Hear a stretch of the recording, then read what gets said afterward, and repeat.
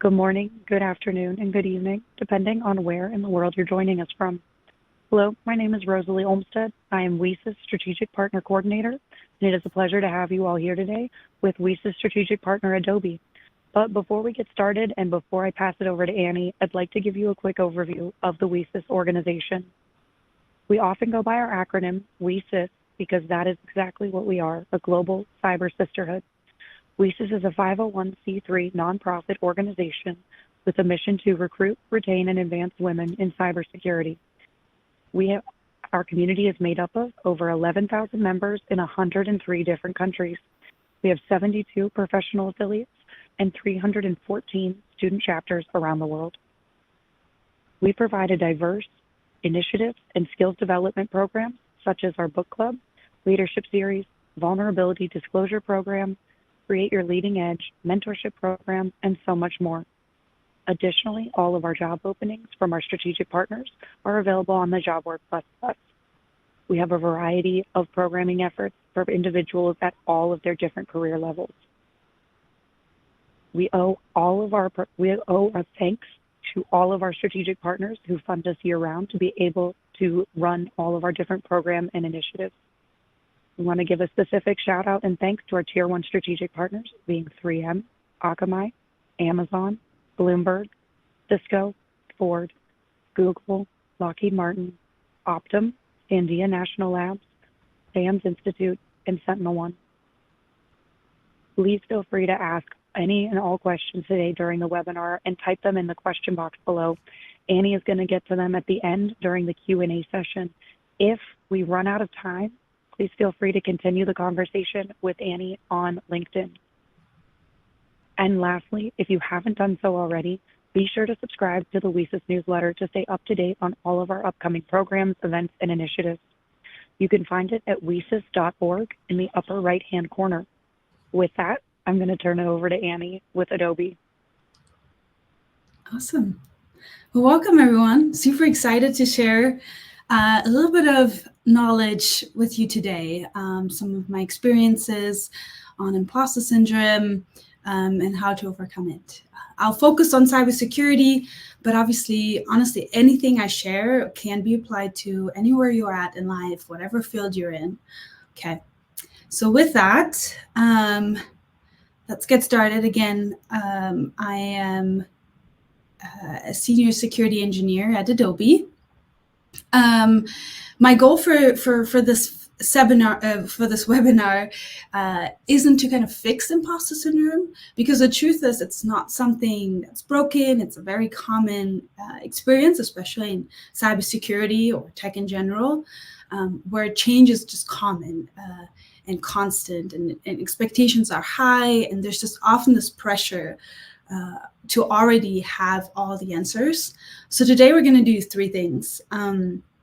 First, we'll get really clear on what imposter syndrome actually is, and I'll start with an intro first after this. But we'll get into what imposter syndrome actually is and why it tends up to show up in spaces like cybersecurity, because understanding the why can take a lot of the power out of those feelings. Then we'll work on reframing self-doubt, because instead of seeing it as a red flag, we'll start to look at it as a natural part of just learning and growing, and even as a sign that you truly care and not challenging yourself. And then finally, I want to leave you with real actionable strategies that you can take into your job, your interviews, your meetings, or even your day-to-day life to build confidence, feel more grounded in your value, and just start owning your expertise, even if you're still learning, because we all are. All right, so let's start a little bit about me, because who doesn't like to talk about themselves, right? Well, probably me. But yeah, so outside of work, again, I'm a security engineer at Adobe, and I work with I lead the bug bounty program at Adobe, where we work with external hackers. We get to review anything that they find, any vulnerabilities come to us first, and I get to look at them, I get to replicate them, I get to analyze them, and send them to the appropriate teams to then fix them. So there's a lot of collaboration I get to do with engineers and other security people. But it's the work I love and the work I do day to day. And then I also get to build some automation on the side for our team to help kind of speed things up, make things smoother, because I come from an engineering background where I got to build a lot of fun stuff, and Python is still something I love coding in. But outside of work, I love being outdoors, working out or staying active. I especially enjoy spending time with friends and family. And my little baby girl, who just turned 9 months old, she's not in those pictures. But becoming a mom has truly added a whole new dimension to how I think about imposter syndrome, because I want my daughter to, grow up seeing a mom who's confident in who she is, while also embracing that struggle and growth go hand in hand. So I was born in Armenia and I moved to Germany when I was 3. That picture up there with my family when I was younger is from Armenia. We moved to Germany when I was 3, and I lived there until I came to the US for college in my early 20s. English is my 3rd language, and that definitely shaped how I experienced imposter syndrome stepping into tech. Although my career focuses on cybersecurity, obviously, I've always held a strong passion for psychology, and it continues to influence how I approach security, mentorship, and just personal growth. I studied psychology, not computer science. I didn't grow up playing video games or building computers, or just being cool and nerdy. I wish, but no, I started something completely different. But when I transitioned into tech, I felt very behind because people around me seemed to catch on quicker, had technical language down, and just carried themselves with so much confidence that I was afraid to ask questions and just often pretended to understand things I didn't. And everything changed for me when I met my very first mentor, who told me, Annie, ask me anything, there's no judgment. And he truly meant it. And I asked probably every dumb question I had, and never once did he make me feel inadequate. But instead, he showed me that learning is the journey. So that experience made me want to be that kind of person for others. And I hope this whole presentation today helps you as well want to be that person for somebody else. But I realized that everyone learns differently, and that confidence doesn't come from knowing everything. It comes from being willing to grow. And after that, I embraced every question. I stopped hiding, and I truly started thriving. While I found my place in cybersecurity, and I think, that's my passion and my goal in my career in life right now, the path here wasn't straightforward, as you know, and or easy. And that sense of self-doubt didn't disappear overnight. It kind of took work, support, and a serious mindset shift. And that's exactly what we'll explore today, and why I'm so passionate about today's topic. Now, before we dig into the heart of today's session, I'd love to hear from you. I want to start with a quick poll to kind of explore how imposter syndrome shows up for you. And the question is, what does imposter syndrome feel like to you? There are several questions, answers such as, I worry I'll be found out as not good enough. I attribute success to luck or timing. I hesitate to speak up or apply for, opportunities. And then I constantly compare myself to others. Who doesn't? And I avoid asking questions for fear of looking competent. Okay, I'm going to give you a little bit of time to answer these questions or answer the poll.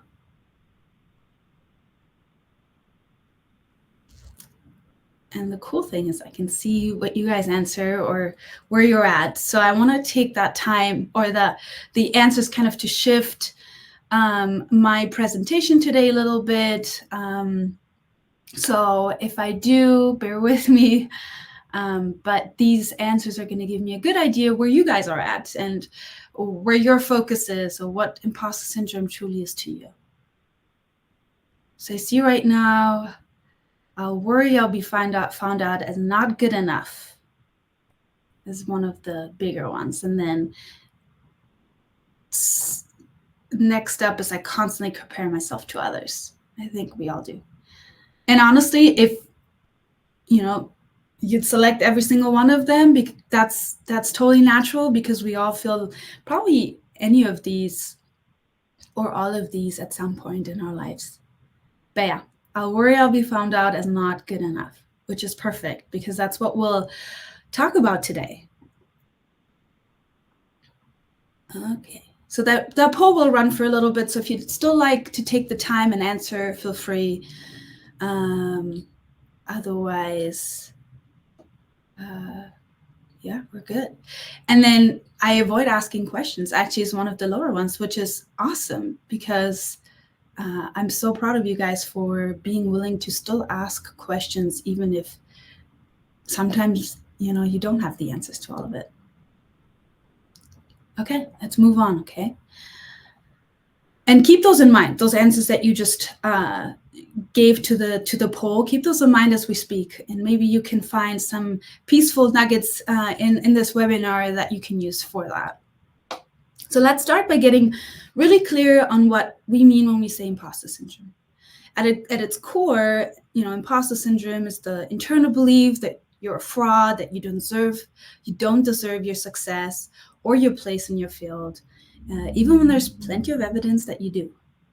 And now here's the important part. Imposter syndrome is not the same thing as lack of confidence or just feeling a little unsure, because self-doubt is normal. It can be healthy or even helpful. But confidence naturally ebbs and flows depending on the situation or context. But imposter syndrome, it goes much deeper. It's not just, I'm not sure I can do this, but it's, I don't belong here, or I fooled everyone into thinking that I'm competent when I'm not. And that's what makes it so sneaky. I can follow really accomplished people because it's not, and it can follow really accomplished people because it's just not based on reality. It's based on the fear of being exposed despite evidence of success. So that can be very tricky. Okay, let me pull up the questions so I can see if there's anything I need to answer throughout. But okay, so why is it called imposter syndrome? The term was kind of first coined in the 1970s by psychologists studying high-achieving women who felt like frauds despite their success. Their research found that 70% of people will experience imposter syndrome at some point in their lives. 70%. So that's a huge number, or a big percentage. So if you felt it, you're not alone. Far from it. And honestly, the term syndrome might be a little bit misleading, and I don't like it.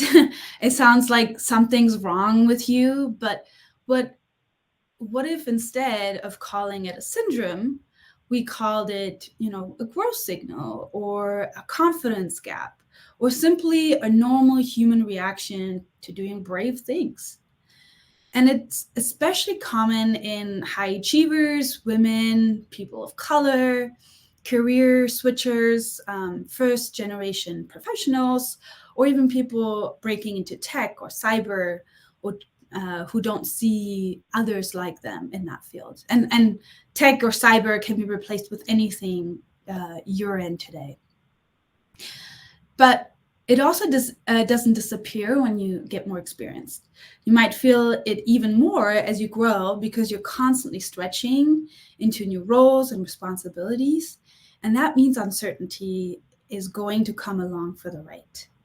And if you're not growing, there's another issue, right? So we want to grow. And with that growth, obviously, uncertainty is just unavoidable. There are certain things we tell ourselves, because we don't always say, I have imposter syndrome. But we do say things like these. I'm not ready, or I'm not technical enough for this, or I probably should speak up, but I'm wrong anyway, or I can't believe they actually hired me. I'm behind everyone else. I should know this already, or everyone is so much smarter than me, or I suck at everything I do. And to be transparent, I've probably said some of these things, more times than I'd like to admit. But all of these are ways imposter syndrome shows up in our internal dialogue, it quietly and often without us even noticing. But the best part is once we recognize it, we can begin to shift how we respond to it. So I want you to look at these and say, yep, I've said this before. I've said definitely I suck at everything I do. And once you recognize that you have said that, then we can start responding to it and shift it. And I hope that we can do that today in our webinar. All right, let's start rethinking the term imposter syndrome, because what if I told you that that's the way your brain is trying to protect you? That it shows up in situations where you care deeply, or you're doing something new, or you're growing and you're surrounded by people who seem more experienced than you. And I can guarantee in your life, whatever profession you're in, whatever room you enter, there will be somebody who's more experienced than you. And so imposter syndrome definitely happens. But if you tell yourself, well, that's just what it is, I'm growing, or I am surrounded by people who have more experience than me, then that's a whole new way of reframing it. And it's not a diagnosis. It's not a personal failure. And it's definitely not a reason to stop progressing. I hope you never stop progressing because of imposter syndrome. I hope you take it and use it as motivator to progress. And in fact, it often means you're exactly where you're supposed to be, just at the edge of your comfort zone where real growth happens. So there are 5 types of imposter syndrome, and Dr. Valerie Young, who has, spent years of studying this, she has a PhD in education. She identified these 5 common types. And there are different ways imposter syndrome can manifest in us. Now, I don't blame you if you say I identify with each one of these or all of them, but I'm 100% sure that every one of us can identify to at least one of them. So the first one is the perfectionist. You set sky-high standards and you feel like anything less than perfect is failure. You fixate on what went wrong rather than what went well. Then we have the superwoman or the superman. You push yourself to work harder than everyone else just to prove you're capable. And if you're not always doing, you question your value. Then we have the super genius or the natural genius. You think success should be effortless. If something takes time or you struggle to learn it, then you just assume you're not smart. And then the soloist is who believes asking for help means you're weak or unqualified. So you think you have to do everything alone to prove your worth. And then lastly, the expert. That's somebody you feel like you never know enough. No matter how much you learn or achieve, you're constantly chasing that next course or credential to finally feel ready. And that was me when I was trying to, I was a engineer at the company and a product engineer developing features for that company. And I felt like I had a bachelor's in psychology. I didn't have anything backing up my expertise in tech. And so my immediate thought was, well, I have to get a master's to prove that actually I know what I'm talking about and that I belong in this field. And so I got a master's in information systems. And I worked my butt off. I worked really hard. I got it within a whole year while also working full time, just so I could prove others that I belong. And if you asked any of the seniors or architects, at my company back then, they'd say, you don't need that. You can learn anything you need during, online or while trying things out. So why would you need to get a whole master's? But that was the expert in me speaking, where I felt like it wasn't enough. So let me pause here and ask you, which one of these types do you resonate with? And I mean, you're welcome to just reflect on it quietly or even post it in the questions, all up to you. But these are really great types that you can reference when you feel like going or feel like you have to do a master's degree in cybersecurity to earn your place.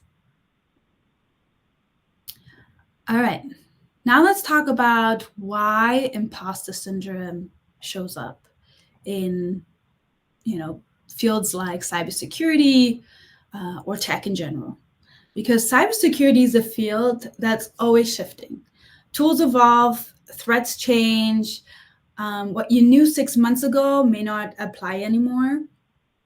I remember when I joined the security field, I remember hackers were finding one vulnerability, and as soon as the engineers went in and fixed it, they found a different way to exploit that vulnerability again.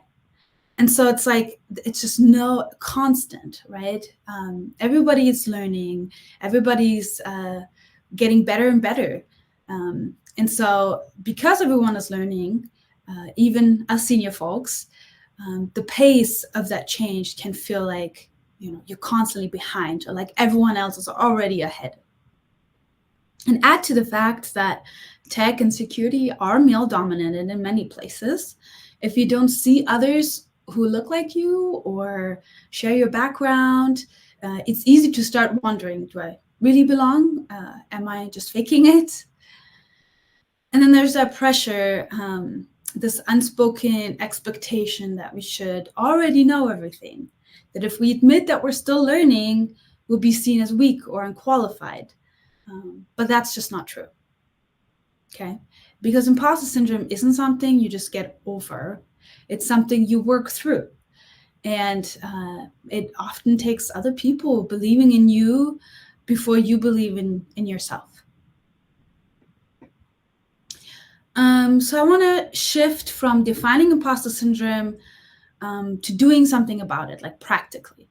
I'm going to share a few tools and strategies with you, but I want to start with an experience that helped me reframe imposter syndrome and see it as a motivator. So my manager at the time suggested and I was already in cybersecurity, that I'd gain a mentor who'd help me level up to a senior role. I was mid-level and I wanted to get to that senior role. And so when she said that, I jumped right onto it. And so Florian, who's a principal security architect at Adobe, he took me under his wing, and we met about once a week to talk about whatever I needed help with. It was technical or not technical. And what made the support powerful wasn't just that he gave me feedback or encouragement. It was that he was consistent over time. So he never pushed me to prove myself. Instead, he held kind of space for me to grow. And he made it clear again and again that he believed in me, even when I didn't. And the part that really changed my thinking was that he was honest and vulnerable with me. Now I'm German, and he was German, which helped a lot because Germans are very blunt with each other. But he shared that, that he even still struggles sometimes with imposter syndrome, that he doesn't know everything, and that not knowing is actually a strength. He told me what I can improve on, where my weaknesses are, where my strengths are, why I'm not a senior yet, but how I can get there. And he told me that, not knowing just keeps you humble, and it keeps you learning. It keeps you moving forward. And that honesty gave me that permission to stop trying to pretend that I had all the answers, and start owning where I was still growing. And it reframed confidence as something rooted not in certainty, but in curiosity and courage. And my confidence truly walked up, having had that mentor. And that's the kind of shift that research also supports. And that's what I want to walk through next. You can see on the slide, 5 science-based strategies that can help you work with imposter syndrome. The first one says shift the mindset. Now, this one comes from Carol Dweck. She wrote a book on the growth mindset. If you haven't read that book, it's a really great book. I've probably read multiple times, and I don't reread books, but that one is a good one. And when you catch yourself thinking, I don't know this, try adding one word, which is yet. I don't know this yet. And it's just such a beautiful small shift, but it rewires how we see our own growth. And instead of seeing, not knowing as a weakness, we start to see it as an opportunity. And then one thing that helped me lock this in was seeing mentors or leaders model it. Being honest about the fact that they didn't always have the answers. And instead of that making me lose confidence in them, it actually gave me permission to stop pretending that I had all the answers. And they help normalize that it's okay to figure things out. That kind of vulnerability from someone you look up to is truly powerful. So if you're somebody that somebody looks up to, be vulnerable. Share with them that you're struggling too, because chances are they need to hear that. And track your own wins. Build a confidence file. Some people call it a brag doc. I call it survival. You can call it whatever you'd like. But this is where you write down the small wins, the things you're proud of, the kind of comments someone said in Slack, a goal you hit, even if it felt minor, or something a friend said, maybe something your partner shared with you, or anything that you are proud of, something that somebody shared with you to show how awesome you are. And every week, ask yourself, what did I do well? Because when imposter syndrome flares up, your brain will conveniently forget all of your accomplishments. So having this record gives you something to come back to. Now, third, we have find your people. You can do this alone. I'm sure it'll work, but we're not meant to do this alone. Find allies who believe in you, sometimes even before you do. And honestly, from my stories that I've just shared, and I could probably go on sharing so many more, I've had so many allies who kind of helped me. They didn't help me get my next job, but they did help me know that they believed in me and that I could do it, which helped me believe in myself. So for me, that was amazing mentors. And my husband, he was amazing too. But it can also be a friend, a manager, a community group like WeSys. There's so many people within WeSys who have, similar experience as you, or who are looking for that buddy that can help them and support them. Or if you're higher up, there's so many people that you can influence and help out.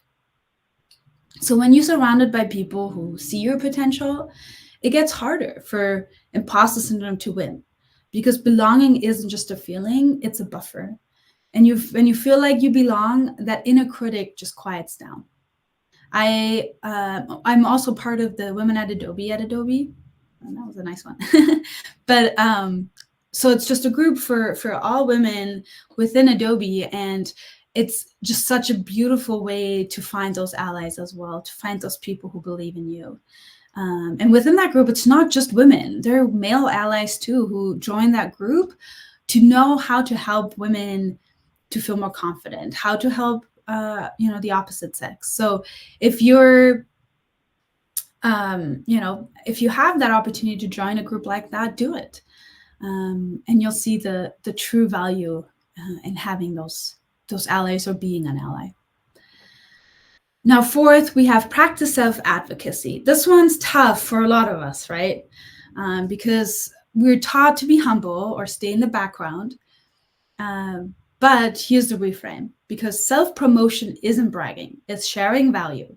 And you're giving others a chance to understand the impact you're making. So start small, practice sharing your wins out loud with a mentor or a friend. If you don't want to start with a mentor or friend, start with yourself, saying it out loud to yourself in front of a mirror or recording yourself, whatever it is that makes you feel comfortable. But start small. And you don't have to be flashy, you just have to be very clear. And the more you do it, the easier it gets. And once you're able to do that to yourself, to a friend, to a mentor, do it at work. Flash your work, because what you're accomplishing is incredible and you put hard work into it. And so people should know. And then use regulation tools. That's the final one, because you have to take care of your nervous system. Imposter syndrome isn't just mental, it's physical too. It lives in our bodies and affects our health. So try box breathing, maybe, where you like inhale in and inhale out, maybe wait for 4 seconds. There are different options that you can look into, whatever works for you. But that 1 or 2 minutes, it can truly reset your stress levels. And then practice self-compassion. Dr. Kristen F., she talks about this as speaking to yourself. Like you would to a friend, for example. So would you call your friend and like a fraud for needing help? Probably not. So why would you say that to yourself, right? You can also reframe those automatic thoughts using CBT, cognitive behavioral therapy techniques. So when you hear, I'm not good enough, just interrupt yourself with, I'm learning, or I'm doing my best with what I have. So reframing those thoughts as soon as they come to your head shifts as well the way you feel about yourself. And yes, even power poses can help. 2 minutes in a strong posture can boost your presence and reduce stress before a meeting or a talk or anything that you have to do where you're nervous about. I've done it more than I'd like to admit, but I love having that power pose, because for us women, it's not very natural. We like to kind of close in, but yeah, stretch your shoulders, sit upright, and be proud of who you are.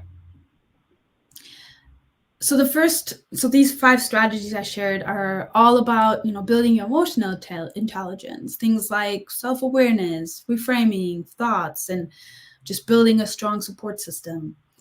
But these are foundational. When it comes to managing imposter syndrome, they can help you feel more grounded and more in control when those self-doubt moments creep in. But also I want to share one more layer, because emotional confidence is just one part of the puzzle. But you can also build intellectual confidence by sharpening your technical skills, even in small, sustainable ways. You don't have to, get a whole master's degree. But there are a few of my favorite, technical growth hacks, you could call it. These are just things I do myself, and I've seen mentees do them, advised people, and I've seen amazing results. But some of these are, daily learning habits. So spending 15 minutes a day reading technical write-ups, CVE breakdowns, OWASP top 10 tools, or get hands-on experience with online platforms like Hack the Box, Portswigger Academy is really great, and just other learning tools. And I'll share more tools at the end in the announcements, some books and tools as well. But the other thing is create a personal knowledge wiki. So organize key terms. If you like to write things down, with hand, that's great. You can create like a little book. If you'd rather do it on your laptop, that's fine too. But the best part is just to organize the key terms, scripts or attack vectors or tools you're learning, because it can grow your confidence over time to have a whole list of things that you're trying to learn and you're getting better at. So create your personal knowledge wiki. And then the other thing I thought of also was reverse imposter syndrome through teaching. Because as they say, like, if you teach others, you learn the most, right?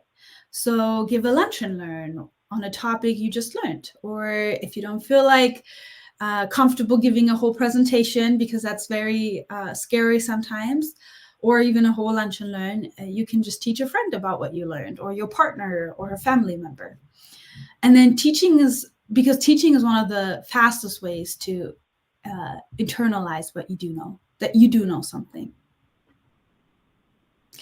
All right, so those are kind of 5 tools you can start using right away.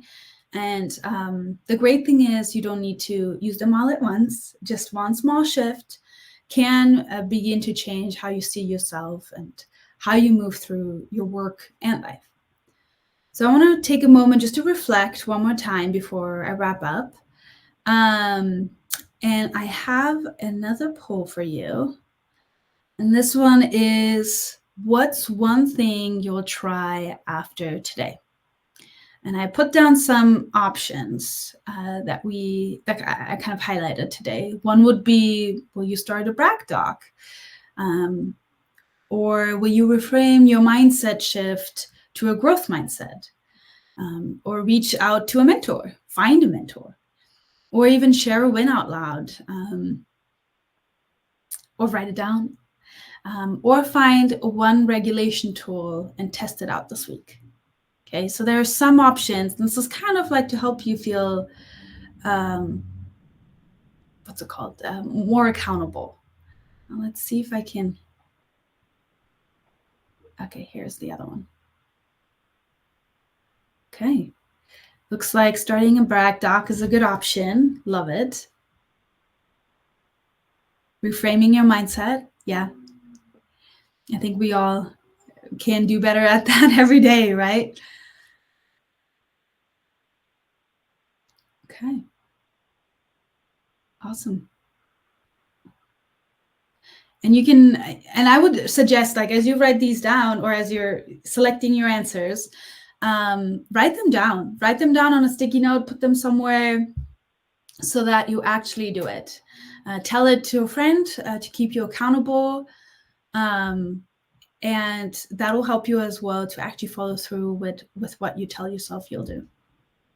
I remember one thing I did was when I was, I had just started in tech, and I had a number in mind of what I wanted to make. And it was a pretty high number, but I told myself I will get there one day. So I had that little sticky note on my laptop, or not on my laptop, but on my desktop and my monitor. And I'd look at it every now and then.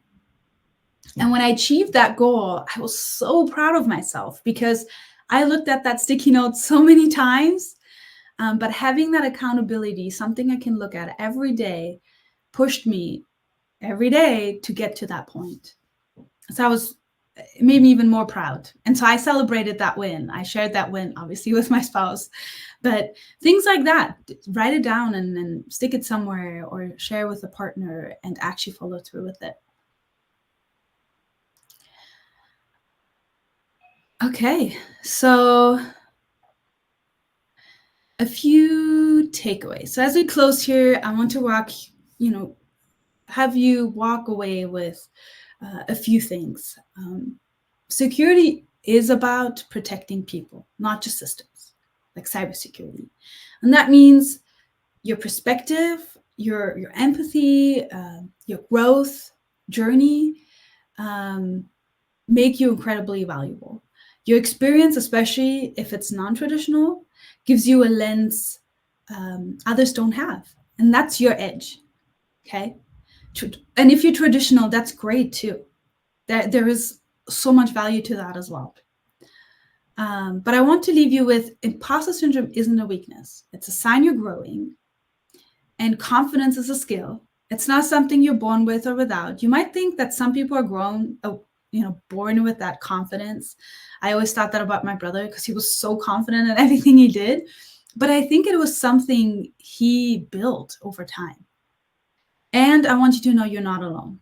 Honestly, so many of us feel this way, 70%, even the people you admire the most. And then I want you to know that you belong in this field, in this room, in this journey, wherever you're at. You keep learning, you own your wins, and as you grow, lift others along the way. Be that mentor to somebody else. Again, thank you so much for being here and for showing up, not just today, but every day. You choose to keep going despite that voice of doubt. But I know you're doing better than you think. Okay. Thank you.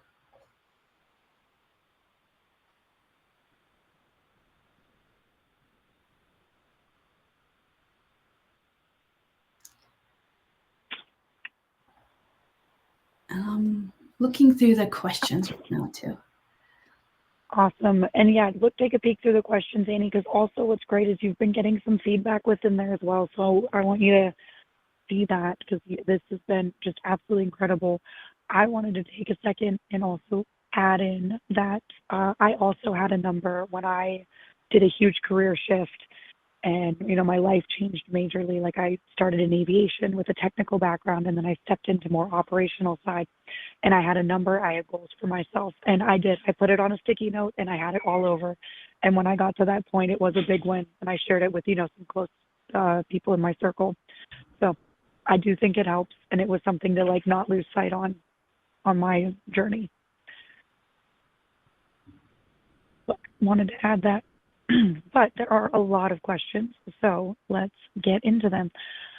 We have an individual who just graduated with a double major in IT and cybersecurity, and they're looking for an entry-level job. And they're feeling very imposter syndrome, even with those degrees, and they're coming from a dentistry background. Do you have any advice? Yes. That's awesome. Getting a degree, being willing to put yourself out there is huge. I would say pick cybersecurity so big, right? So pick a field, pick a niche that you'd like to go into and focus on that. And as you're applying, when you're looking through the description of what this company is looking for, you might have a dream company you want to apply for. It might be something else, or you're open to anything. Look at the description, and as you're putting your resume together, make sure that you put those keywords that are within the description into your resume, because sometimes the words matter. Because some companies run it through an automation. There's an AI that looks through it first before it makes it to a person. So as you're applying, make sure that your resume reflects the description or the job role that you're applying to. I know it's hard because you're applying to so many roles, and sometimes I think there's maybe just a few shifts you have to make, but most of the time you can, just look at the description and follow some of those keywords and add them to your resume, which helps a ton. Oh, and then another thing I have on that as well is if you have a company that you're applying for, what I did is I looked on LinkedIn for a person who was in that role for that company, and I just reached out to them, and I, before applying, I said, hey, I'm about to apply for this role. Any feedback you have, or any suggestions, or any tips or tricks. And that has helped a lot. Some people won't answer, and that's okay because some people are busy, but there might be a few that will answer and give you some valuable feedback. That is a really good tip because I think a lot of organizations, do run those resumes through some AI fields, and it helps to keep yours at the top. So our next question is someone who hasn't quite made the transition yet. They're in healthcare, and they want to know, and they have a few, AI certifications. Do you have any suggestions on how they can transfer some of those skills from the healthcare field and can be applied in tech and ways to, improve the cybersecurity society? Yes, cybersecurity is in every field. It can be in healthcare, it can be in the school system, it can be honestly anywhere, any field you take, there is a cybersecurity component to it. If they don't have it, they should.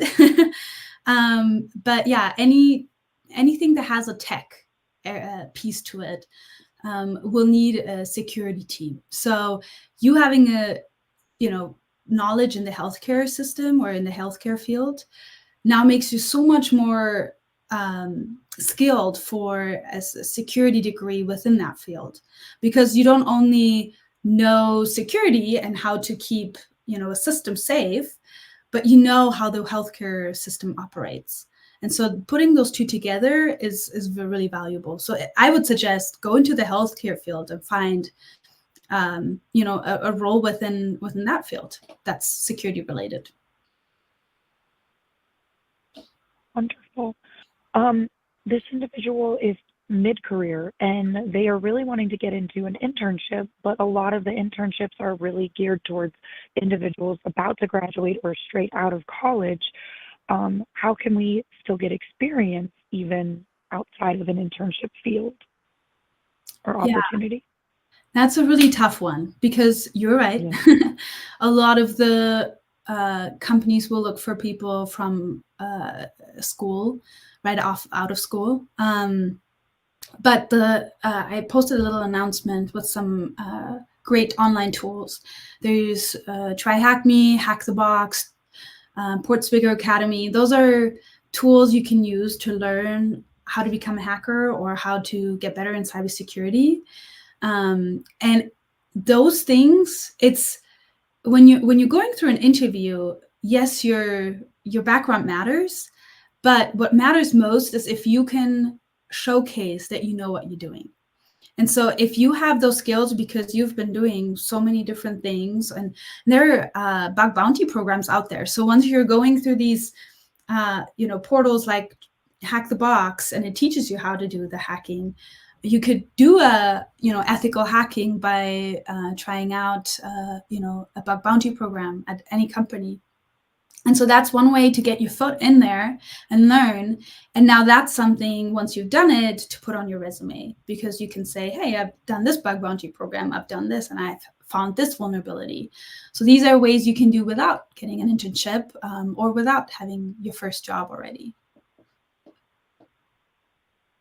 So this individual actually has a very similar background to you, Annie. They majored in psychology, and prior to transitioning into cyber, what are some ways you've been able to leverage your previous experience in psychology within your cyber career? A lot. I don't know if you've noticed, but a lot of people in tech are socially quiet. They like to stay to themselves. They like to do their work and kind of move on. Security is slightly different because you have to interact with other groups. But what's been best is having the ability to talk to people, knowing how to share certain things. We've had a team where my entire team did not enjoy speaking to each other. And using some of the skills I had learned within psychology, I got them all to open up.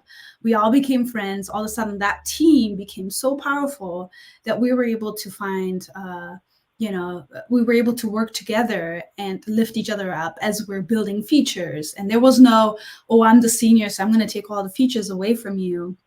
But it was, I'm the senior, let me teach you junior person how to do this. So there's a lot you can apply from psychology into any role, honestly, because it's about people skills, right? How you talk to somebody, how to regulate yourself when you feel imposter syndrome, when you feel self-doubt, when you feel a lack of confidence. So those things, if you can take those psychology skills and kind of help you, lift yourself up, but also lift others up, that's a huge win, and that makes you super invaluable. That is very applicable. I think that's from like the previous organizations and industries I've been in. I think those were some of the skills I brought in to working with more technical folks, is just being able that level of communication. Mhm. So I think it's, and I didn't see it as an asset right away. I definitely saw it as like a downside. So, but it has been a huge asset working in this industry. We have a team member, or we have an individual that graduated with their master's in cyber, and they went to back to school in their 50s. Uh, Oh. and to get, yeah, which is a huge kudos to you. I hope you feel very proud of yourself. That's a feat. But after 28 years as a senior software engineer, and they are wondering because they don't have that IT, cyber experience, they're thinking this might have been a mistake transitioning into this industry.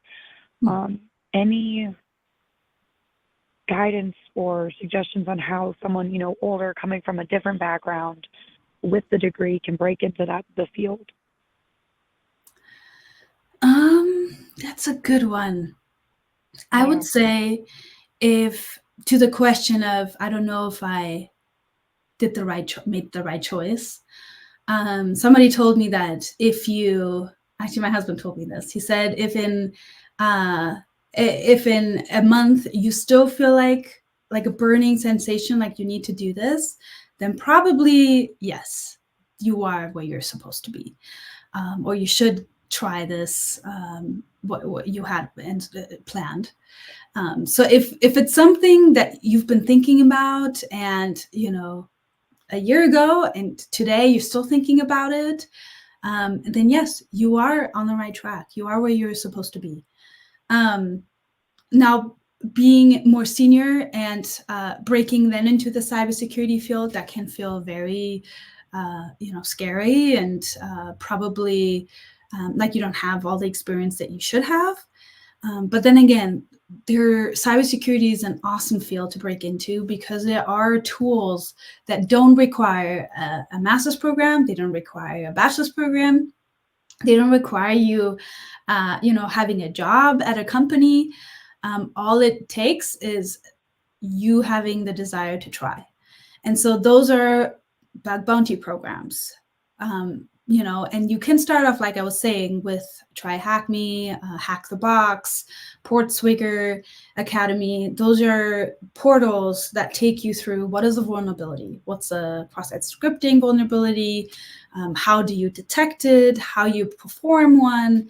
And so it takes you through these different ways of understanding it, from a simple cross-site scripting vulnerability to something that is major.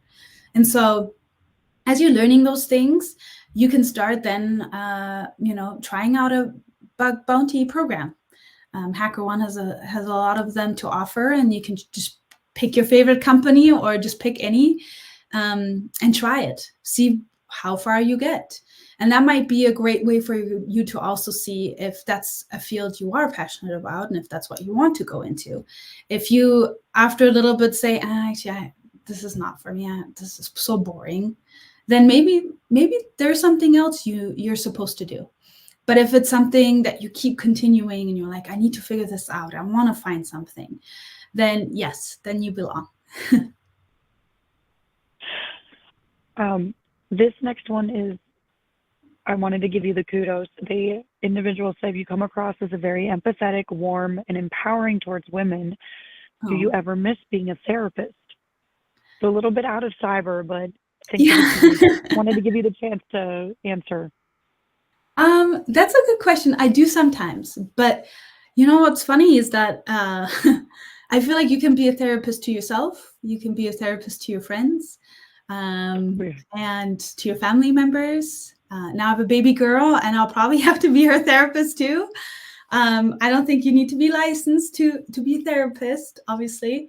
If you're doing it as a profession, you do. But so yeah, I still get the chance to kind of practice these things here and there with myself first, and then with other people.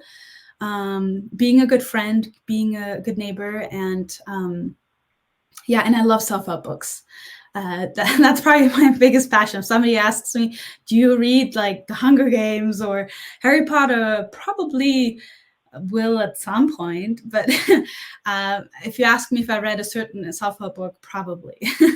I love them. I think there's so much value to gain from them. And I actually apply those things that I learn. Oh, I am with you on the self-help books. I have my go-to one that I'm always like, oh, have you read this book? It's my absolute favorite. Um, just a quick question about the announcements. I want to make sure those resources were posted. Annie, did you, is that announcement displayed? Because I saw a feedback that someone didn't see it. Oh, it said, this announcement will be displayed. Are you ready? And I thought it would already sent. So I just clicked yes. So it Perfect. should be. So now, amazing. Everyone, all the books, everything that Annie has been talking about is now displayed on the bottom of your screen. You'll be able to click in and grab all those links to all those resources that she's been sharing. I wanted to make sure I caught that. So what type of courses do you suggest to beef up, if someone wants to beef up their IT and networking knowledge? They're in InfoSec right now as an analyst, but they're more knowledgeable in the areas like security awareness training, non-technical. And then sort of a tag on that initial, they'd like to assist their team more on the technical side, so they're wondering what type of courses, conferences that they can do to enhance within their own role.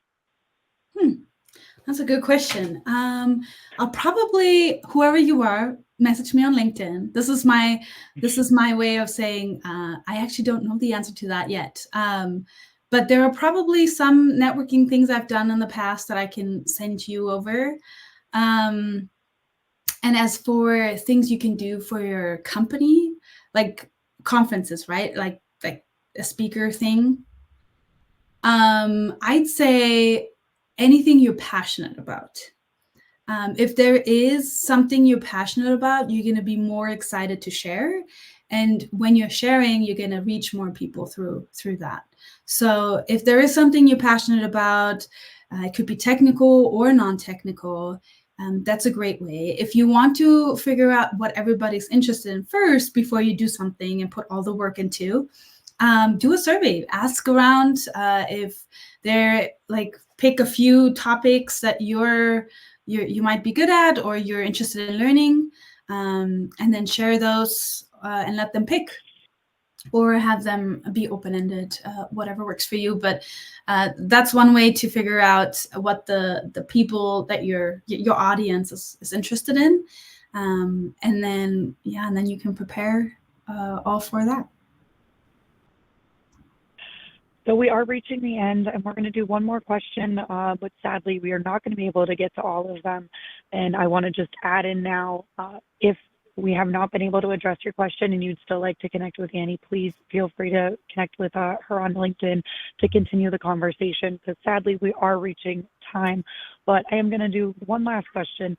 And do you have any advice on finding a mentor? I've met several awesome folks who work in security, but have not been able to vibe with them enough to be comfortable enough to ask them to, speak into and help with that growth. So any advice you have? Yes. If there is somebody you look up to, that I would say that's the first person you should reach out to. It could be even somebody who's not in your field. So if there is something more leadership that you're looking for, anybody would be great. They might not be in your field or doing exactly what you're looking to advance to, but they might have wonderful leadership knowledge that they can share and mentor you on. If it's more technical, I'd say the people you work with the best. So if there's somebody, even if they haven't admitted they want to be a mentor, and I would also say that mentors aren't official. They aren't always official mentors. There's some who you just connect with on a certain question or certain things, and they can mentor you just through that one situation or moment. But if there's somebody you've seen do something incredible, or you've seen accomplish something that you wish you could have accomplished, and then reach out to them. It won't hurt. The only thing you get is maybe, hey, no, I don't have the time for that. But they might say, oh, there's this person who would probably be willing to. Or they might say, these are the things I've done. I might not be able to do every week for several months, but I have a small thing that I can share. So yeah. And if you, I'm always willing. I've mentored people through LinkedIn, people who reached out through organizations. So if you have ever any questions, I'm always happy and willing to answer as well. So shoot me a message on LinkedIn. That's amazing. I also, my mentor, I'm very lucky, was somebody I worked with at a previous organization, and she just saw potential in me and, helped. So I also encourage you, no matter where you're at in your career, you can always, my favorite thing is, you make it to the top and you take the elevator back down to help others come with you. So even if you're at a different stage, mid, early, you can always help the person right at the stage behind you. But Annie, thank you so much for today. Thank you for sharing and discussing imposter syndrome. I think I can speak for all of us where we have experienced this at different stages, because that 70% was really interesting to see that statistic. And that's all of us in the planet. But thank you for your time. Thank you for talking on such an important subject. And thank you everyone for joining us. I hope you have a great rest of your morning, day, evening, depending where you're joining us from. Thank you.